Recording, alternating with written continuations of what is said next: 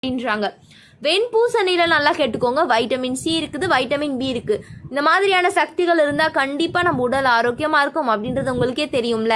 அதே மாதிரி பூசணியில் வந்து நார் சக்தி அதிகமாக இருக்கிறதுனால நமக்கு வந்து என்ன ஒரு பெனிஃபிட் அப்படின்னு சொன்னால் உடல் எடை சீக்கிரமாக குறைஞ்சிரும். தினம்தோறும் வெண்பூசணி ஜூஸை குடிங்க, உடல் எடையை குறைங்க. ஸோ உடற்பயிற்சி இது மாதிரியாக எக்கச்சக்கமாக நம்ம பயன்படுத்துவோம். இருந்தாலும் அது வந்து ஒரு முடிவுக்கே வராது. உடல் எடை குறையறதுக்கு கஷ்டப்படுவோம்.